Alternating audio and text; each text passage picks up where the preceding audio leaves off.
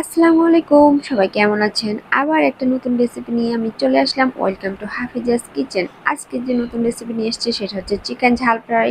আবার সেটা নিয়েছি কাঁঠালের বিচি দিয়ে। তো এখানে আমি চিকেন নিয়েছি 3 পোয়ার মতো চিকেন এভাবে বড় বড় একটু মাঝারি সাইজের করে কেটে নিয়েছি। আর এখানে নিয়েছি 3টা বড় সাইজের পেঁয়াজ কুচি, একটা গোটা রসুনের কোয়া আর কাঁঠালের বিচি নিয়েছি প্রায় 15 থেকে 20টা, 2 ভাগ করে। আর এখানে নিয়েছি টক দই হাফ কাপ। আর নিয়েছি এখানে হচ্ছে মশলা হচ্ছে হলুদ, মরিচ গুঁড়া, জিরা গুঁড়া, ধনিয়া গুঁড়া, গরম মশলাগুলো আর লবণ স্বাদ মতো। আর আমি প্যানের মধ্যে 2 কাপ পরিমাণ তেল দিয়ে পেঁয়াজ কুচিগুলো বেরেস্তা করে নিব। এখানে আমি বেরেস্তা করতে করতে চিকেনটাকে ম্যারিনেট করে রাখবো। তো এটা 2 থেকে 3 মিনিট এর মতো বেরেস্তা করার জন্য টাইম লাগবে পেঁয়াজটা। তো এদিকে আমি সেই মধ্যে চিকেনটা ম্যারিনেট করে রেখে দিব। দই, হাফ কাপ দই আর এই যে মশলাগুলো নিয়েছিলাম সেই মশলাগুলো দিয়ে ভালোভাবে হাত দিয়ে ম্যারিনেট করে নিব। ম্যারিনেট করে নেওয়া হয়ে গেলে এটাকে আমি যতক্ষণ পর্যন্ত পেঁয়াজটা বেরেস্তা করব ততক্ষণ পর্যন্ত এটা ম্যারিনেট করে রেখে দিতে হবে। রেখে দেওয়ার পর এদিকে আমি পেঁয়াজ বেরেস্তাটা কমপ্লিট করে নিব, হালকা লাল লাল করে ভেজে 2 মিনিটের মতো।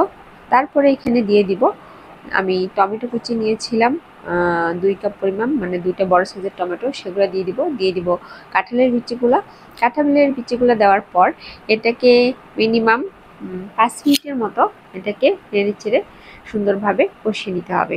আর এরই মধ্যে দিয়ে দিতে হবে আদা এবং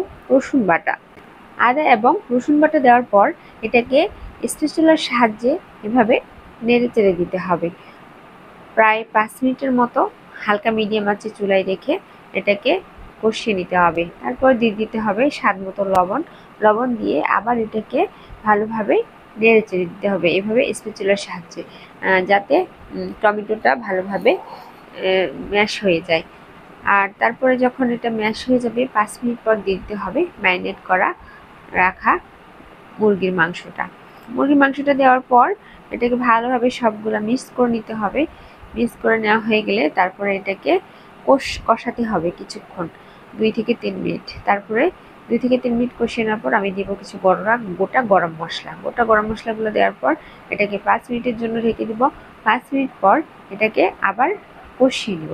আর এখানে আমি কোনো পানি ইউজ করতেছি না, কারণ চিকেনের যে দইটা দিয়েছিলাম সেই দইটা দিয়েই আমার চিকেনটা পুরোপুরি রান্না হয়ে যাবে। তারপরে আমি এখানে দিয়ে দিলাম সামান্য চিনি এবং 1 চামচ ঘি দিয়ে এটাকে 10 মিনিটের জন্য ঢেকে দিব।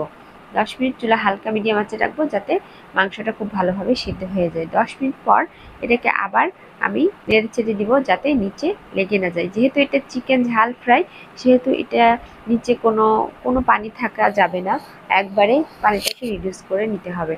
তা আমি এখানে চেক করে দেখলাম যে কাঁঠালের বিচিটা সিদ্ধ হয়েছে কিনা, তা সিদ্ধ হয় না, সেজন্য এটা আমি আবার 2 থেকে 3 মিনিট হালকা মিডিয়াম আঁচে ঢেকে রাখবো। ঢেকে রাখার পর 2-3 মিনিট পর এটাকে আবার ভালোভাবে একবারে কষিয়ে নিতে হবে, যাতে এই যে দেখেন এইরকম টাইপের হয় তরকারিটা, মানে একবারে ফ্রাইয়ের মতো কিছুটা।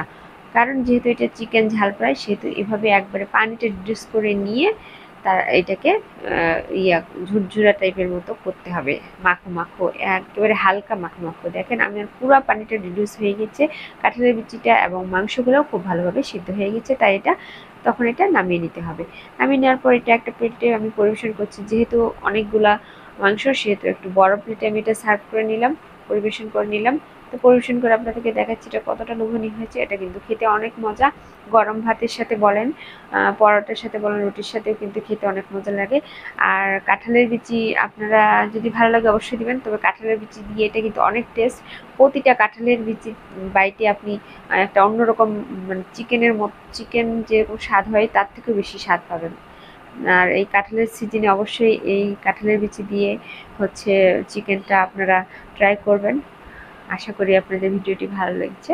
ভালো লাগলে তাকে লাইক, কমেন্ট এবং সাবস্ক্রাইব করতে ভুলবেন না। ভালো থাকবেন। আসসালামু আলাইকুম।